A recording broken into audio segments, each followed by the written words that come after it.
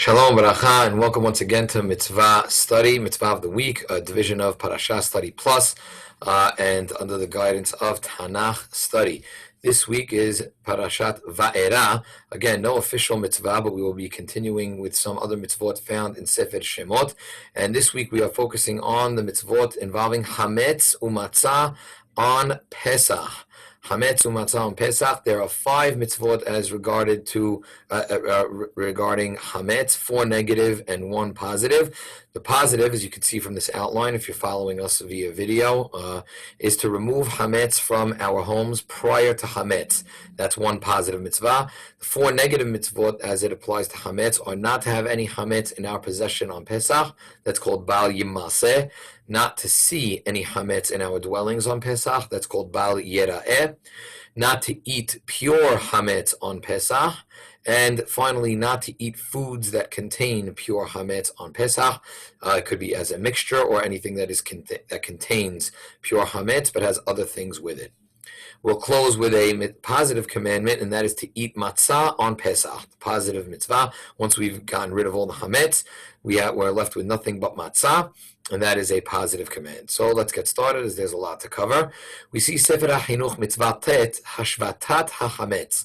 This is going to be the mitzvah of removing any Hamess from our dwelling. It's quoted from Shemot, Ach bayom harishon tashbitu seor mibatechem. So not seor with an ayin, which would mean barley, seor. Seor means any type of leavening agent. Some people interpret it as yeast. Yeast is just a type of leavening agent. It could be others. But anything that it in and of itself is created and is edible in and of itself, but is used in mixture of dough to allow it to rise. That's called a leavening agent. That is se'or with an aleph. So tashbitu, which means that a person should literally shavat, to rest from it, or really here in this context, it means to remove. Tashbitu se'or mibatechem, from your house. So that you must remove it. And when it says Ach bayom harishon, as Sefer HaChinuch points out, upershu harishon kodem Pesach. Before Pesach means the first, understanding the first day of Pesach. So a positive commandment to remove all of the Hamess from our homes. This is what we do. We do many different rituals around this. We do bedikat Hamess. We do bi'or Hamess, the burning of the Hamess.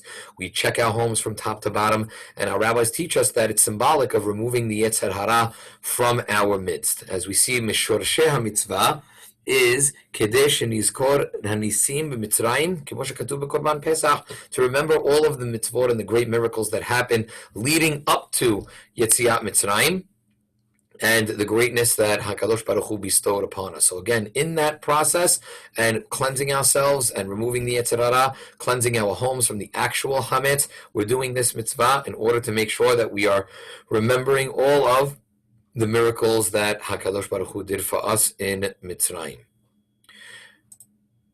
Sefer HaChinuch continues in Mitzvah Tet and says that Vaera aleha v'lo hishbito. What happens if somebody violates this mitzvah and doesn't remove the Hamess from their homes or the leavening agent? Batel aseh tashbitu, right? Meaning you missed out on the mitzvah aseh, on the positive commandment of tashbitu, meaning to remove anything from your house. Ve'im yesh hametz b'mashkenotav over gam ken alo ta'aseh. And if, let's say, he already had hametz in his home, he also violated the mitzvah aseh. Shneimar seor lo yimaseh bebatechem. It shouldn't even be found, meaning you didn't actively bring hametz in or leavening into your house, but you left it over. אבל אין לו קין עליו זה, אם לא עשה בו מעשה, שההלכה היא, לאו שאין בו מעשה, אין לו קין עליו. So this is something we like to highlight here in our mitzvah study, is that we have a klal that you cannot contract makot, meaning getting 39 lashes, unless you violate a mitzvah lo ta'aseh, and you have to do something, you have to do an act. So if a person actively brought leaven or bread into their homes on Pesach, so there was an act, and you're violating the lav, because it does say, as we kush, seor lo yimatze bebatechem, the negative word of law. So if you actively did it on Pesach, then you're going to get lashed. Again, when there was a bed din, But if you just left it in your home and it was just you didn't check it and you weren't careful, then in that case it's still a transgression, but you do not receive makot. That's just an interesting point that we need to see. So bottom line, we have hashvatat hametz. You got to remove all the hametz and leaven from your home. If you bring it actively into your home on Pesach, you get makot. If it was just there, it's a sin, but no makot contracted.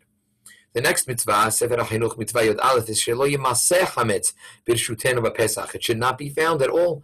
Shelo yimaseh hametz b'rshutenu kol yemei haPesach. Every day. Shnei emar shivat yamim seor, again with an aleph, lo yimaseh bebatechem. For these 7 days, you should not find any of these leavening agents in your home. Our rabbis interpreted, Lav davka beto, it doesn't just mean in the person's house. Ela kol shebirshutto, it means the office, it means the car, it means his second home. Velav davka seor shehu mechametz. Dehu adin lechametz, right? It doesn't just mean this specifically something that, just the leaven, which makes it rise, but it's true of any product that's made of grain that has risen and it is already hametz. So we're going to see this also, this interplay from the Pesukim, that whenever you see seor and you see hametz, it's not two separate mitzvot, but it's to teach us that seor, the leaven agent, is also hametz like pure hametz itself. And I brought for you this quote that's also quoted by Sefer HaChinuch, de seor v'hametz hadhu le'inyan isuro. The leaven and the hametz, the pure hametz itself, are one, or considered one, legabe this isur, and the source is Masechet Betzah, Dav Zayin Amud Bet. So again, lo yematzeh, it cannot be found in your home. You cannot have it in your possession on Pesach. So anybody who makes sure not to have Pesach, not to have any hametz or leaven in their homes on Pesach, is automatically fulfilling this mitzvah. So again, it's a great zechut for us because we know how strict we are with hametz removal.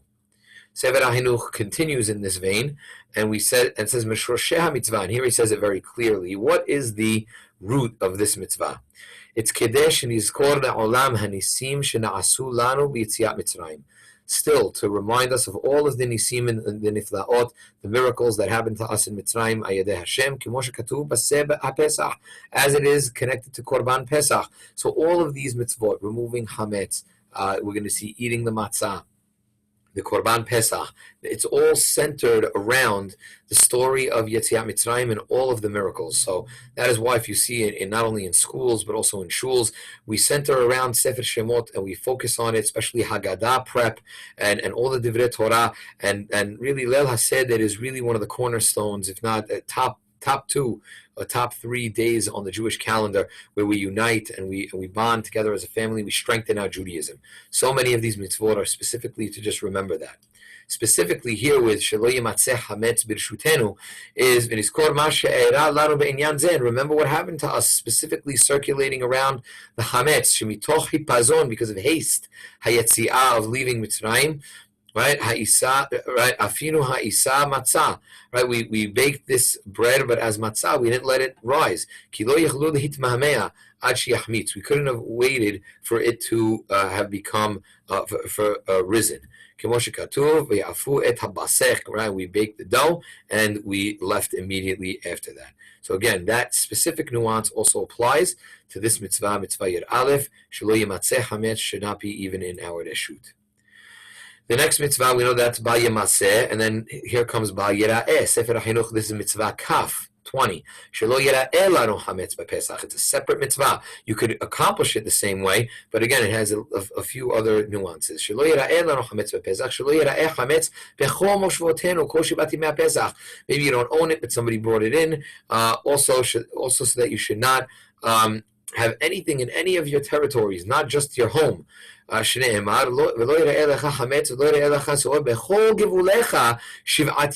this one it also mentions Shiv'at Yamim, for all 7 days in any one of your territories. So to have any sort of possession of the Hametz or to look at it or to dwell on it would also be a problem. So again, this is just a little historical background that in the ancient times, we used to not have the concept of, let's say, selling the hametz.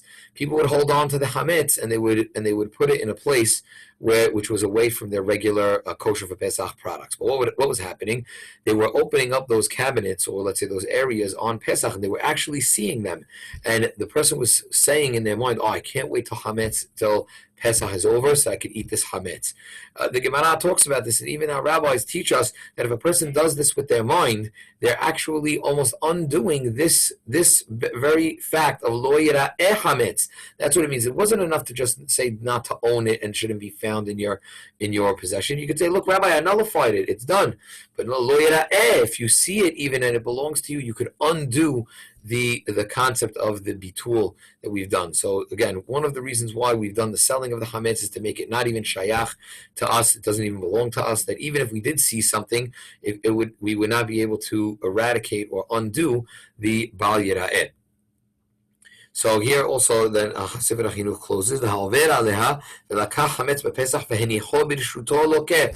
If you took any sort of hametz and placed it in your dwelling on Pesach, then you get malkot. Aval lo hotzio mikodem haPesach mibeto eno lokeh alav v'fi she'en bo ma'aseh. As we said, but if the person forgot to remove the hametz from his or her house on Pesach, he does not get malkot because there was no action.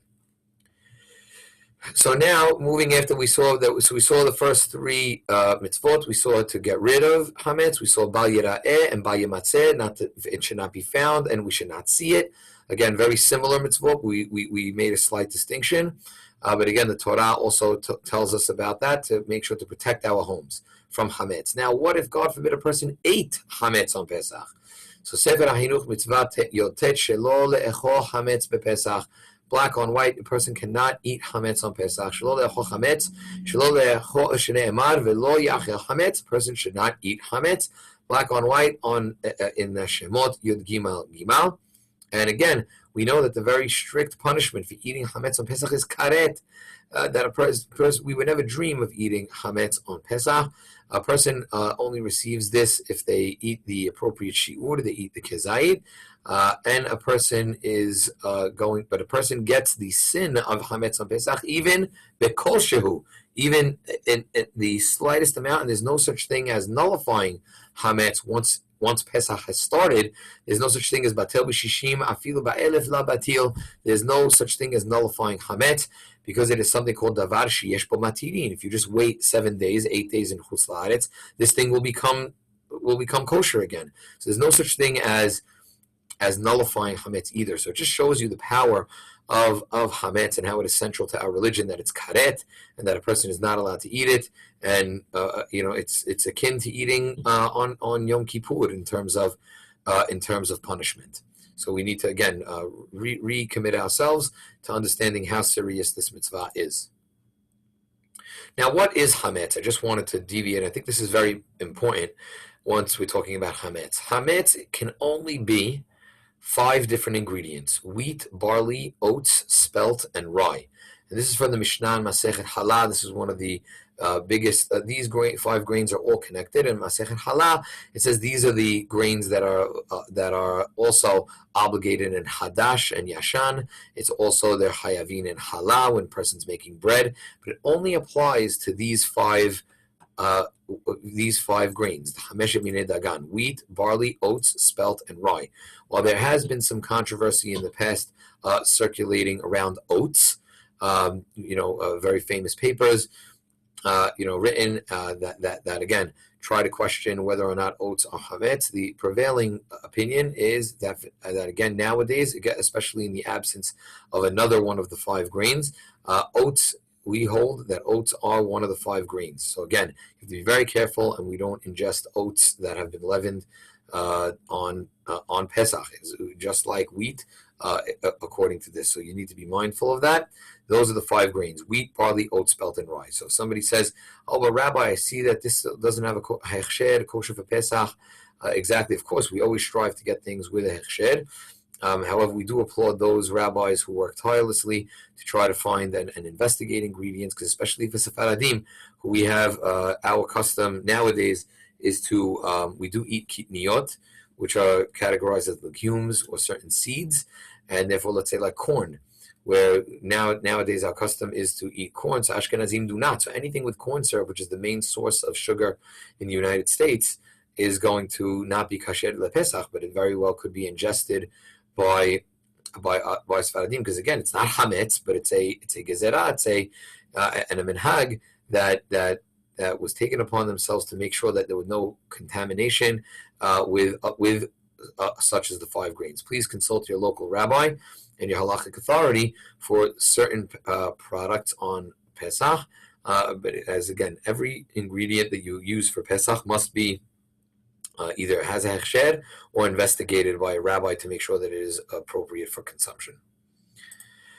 We see that Shulchan Aruch gives us just another concept regarding hametz, and that is that a person needs to understand that it's with only these 5 grains, and a person, once you add water to the flour, a person has to constantly be kneading the dough. The dough has to be active. Once the water hits the dough, it has to be, you cannot leave it inactive for more than 18 minutes. If it's 18 minutes, more than 18 minutes, then that becomes hametz. However, if a person, let's say theoretically, and this is Shulchan Aruch Orach Chaim Siman Taf Nun Tet, 459 Seif Bet, Maran says, "Lo yanu ha'isa below aisek." Afilu rega achat. Always leave the dough if you're making matzah, because again, if you think about it, matzah is wheat and is flour and water, so that's the same ingredients as bread. However, there's no leaven, and also time is not giving. We're not giving any time for that dough to rise. So timing is the key ingredient here. So you constantly have to knead the dough. Don't even leave it for a moment. And if you did leave it, when does it become hametz? A person only after 18 minutes. So if you go to a matzah factory, you see that they're working at a frantic pace and they're never leaving the dough unattended to. If they were kneading the dough all day, it would also be good, as long as your hands were constantly in the dough, because it doesn't give it time to rest. But to leave it at rest for more than 18 minutes would automatically make these 5 grains hametz. That's important to know, because you could say, what's the difference between matzah and bread? Nothing in terms of ingredients. However, there could be one difference in ingredients if there's a leavening agent added, or just leaving the dough with time to rise. What about a mixture of hametz? A mixture of hametz is also forbidden, and that is a separate mitzvah in the Torah. Sefer HaChinuch mitzvah Yod Bet shelo le'echol mikol davar sheyesh bo hametz. Anything that even has hametz, or that it is mixed together. As you see from Shemot Yod Bet, Kaf kol mahmetzet lo tochelu. Anything that can make something hametz, do not eat from it. And we'll go to the Rambam here, which is Mehalachot. Here's the Rambam. Dat Rambam Zal. Mahalot Asurot, right? We see over here, she'im yesh b'ma'achalim elu kezayit hametz b'kdei achilat peras asur min haTorah belav. Let's say you had a mixture, but there is enough hametz that if you ate a couple of kezetot with it, there's a kezayit in the time period it took you to eat achilat peras. Then you would also contract makot from the Torah, the makot avalo lekaret. In this case, because mikevash nitarev berov, and that's since it was mixed with the majority. So that's the major difference. If you were to ask, what's the difference between a ta'arovet hametz or hametz mamash, that a person would not receive karet for that, but they would get makot from the Torah based on what we said from the Rambam. Then it would be then you would contract that, because again, that would be an isur Torah. If there would not be enough hametz in that, you would ingest the kezayit b'kdei achilat peras, lo yeh bo malkot, you would not get lashed. Ela would lashed 39 lashes, but ela makat madut, you receive 1 lash, that is the lash of rebellion. So again, kedei achilat peras is something that's a little bit more detailed. It's usually translated as half a loaf of bread, that size. So if you ate half a loaf of something that was not exactly pure bread, but it was a mixture and it had bread in it, but within that half a loaf, you ate a kezayit of hametz, that is what we were talking about, that a person would get lashes, and it is asur. However, this mixture of hametz is its own isur in the Torah, and again, it's a warning for us that we need to make sure that even things that may have even a mixture of hametz are also removed from our homes and not ingested. Finally, we want to conclude on the positive note, literally, on the positive note of now, once we've talked about getting rid of hametz from our homes, we have to, so what are we left with to eat on Pesach, it's matzah. Sefer HaChinuch mitzvah yod, mitzvat achilat matzah. לאכול לחם מצה בליל 15 בניסן העשוי ממין דגן. You have to eat matzah, which was unleavened bread, from one of the 5 grains. That's all, the only ones that count. שנאמר, בערב תאכלו מצות. It's a positive commandment on Pesach to eat בערב תאכלו מצות. פרשו ליל 15 בניסן, בין בזמן שיהיה שם פסח או בזמן שלא יהיה שם, whether we're sacrificing korban pesach or not, we still have a mitzvah deoraita to eat matzah on that night. A kezayit of matzah, we eat that during motzi matzah, and we fulfilled that mitzvah.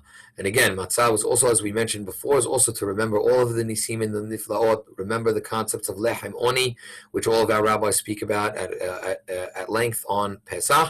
That's why we are eating matzah. Just a few closing thoughts on eating the matzah. Number 1, there's a very famous gezerah shava, tetvav, the 15th day and 15th day, from matzah to Sukkot, where since you have to say ba'erev tochlu matzot, and we say that you must sit in the sukkah on the 15th day, the rabbis make a very famous gezerah shava and link it up that the first night of Sukkot you also must have a kezayit of bread from the Torah. So that's interesting here. Why is that important here? Because our rabbis teach us that only on the first night of Pesach is it a mitzvah from the Torah to eat matzah. The rest of Pesach, you must eat matzah if you choose to eat bread, but you can, let's say a person just eats, for Sfaradim, rice and fruits and meat. That's all they want to eat. They don't really love matzah. So it's only really on the first night is the commandment of eating mitzvat achilat matzah. There are many opinions, such as the Gra, the Hizkuni, to name a few, who say that anytime you eat matzah during the 7 days, because it does mention, as we said a few times by Pesach, Shivat Yamim, in that case, it's also a mitzvah anytime you have matzah during the 7 or 8 days of Pesach, it's chutz la'aretz. But again, that's just a bonus on top of the mitzvah. It's not the actual deoraita mitzvah of the first night. Also regarding how much matzah a person has to eat.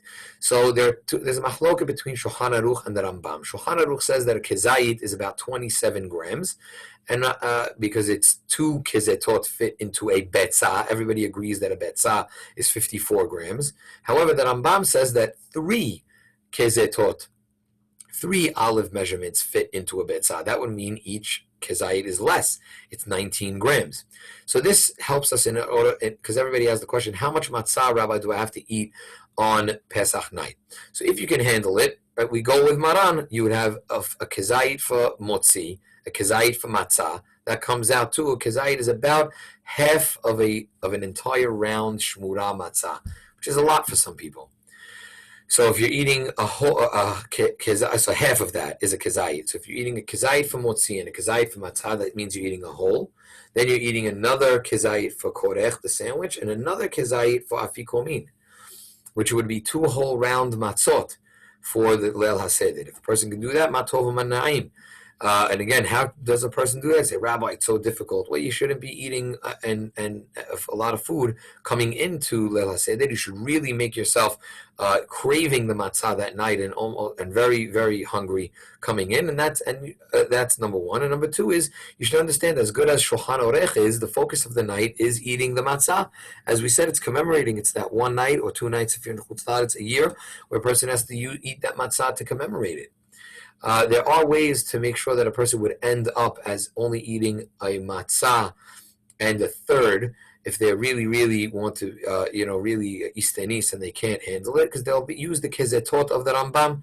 If you use the kezetot of the Rambam of 19 grams, so then you're going to come out with eating at least 1 kezayit according to Maran, because you'll be eating 37 grams. So you at least ate 1 kezayit for matzah, which would fulfill your obligation deoraita, and also you would eat korech. If you could try to eat more for the korech, there's very little wiggle room to as much as motzi matzah to eat a 19-gram kezayit. But really, b'di'avad, if a person ate 19-gram kezayit, it would be yotzeh.